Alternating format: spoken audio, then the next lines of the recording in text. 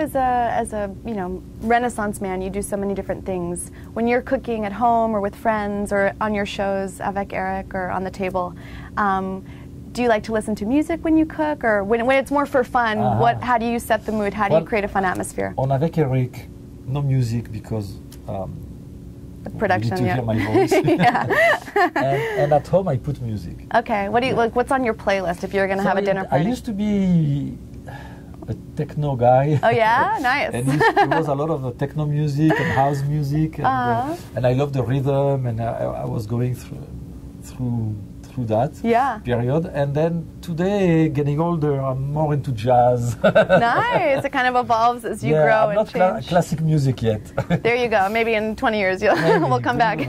Nothing wrong with it. I love classic music. I understand that, but certain music stimulates you and gets you creatively fulfilled. Absolutely. And do you have other creative passions or interests that you enjoy spending time doing? My day is pretty full in between the duties of a family man and the chef. Right. And I also need time for myself to do whatever I decide to do, which is reading, researching, meditating, walking, enjoying nature, and so on. Yeah. So my day is done. You've got a lot of things on your plate, right? Yeah. Pun intended. Exactly.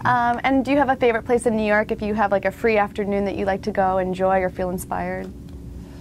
In New York, we are very lucky because just in Manhattan, for instance, we have so many different worlds touching each other. So every week I can, or every weekend I can change from being in Chinatown to ending up in a eye line, and passing by Midtown, and the different universe. So that's really New York, and I do that very often. That's great, to have all kinds of different influences. Absolutely, and Central Park is essential for me. Yes, I agree. It's such an oasis in the middle of the city. Absolutely. And what about globally, because you've traveled the world and spent time in so many different places. If you could jump on an airplane tonight and go somewhere, wherever, where would you choose? What would fulfill your needs at the moment? Burma, Thailand. Okay. I would love to go back to Bhutan. Okay. But Burma is on my radar, Thailand as well. And have you been there before or not yet? Never. Not yet. That's why I want to go. Okay, that's fabulous. Yeah. And who have you not cooked with yet that you would love to cook with? Either someone who's alive or someone who's passed. In a dream setting, Cooked who would you cook with? Or cooked for? Both. I mean, because it must be a different experience, right? Cooking for someone, cooking with them. Cooking with someone. I would love to cook with the Dalai Lama. That would be great. Yeah, we should make that happen. I cooked for him already, so. That's so cool. I love cooking for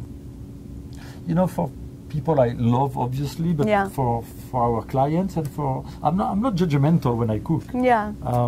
I don't necessarily need to cook for a celebrity to be happier and cook better.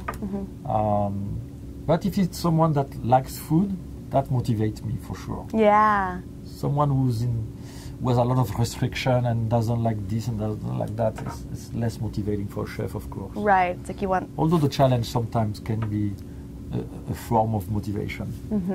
Could you ever be a vegan? I could be a vegan. Yeah. Pizza is vegan, right? That's true. Yeah, I guess. Well, I guess the cheese is. We could do like dairy-free cheese. That's true. That's true.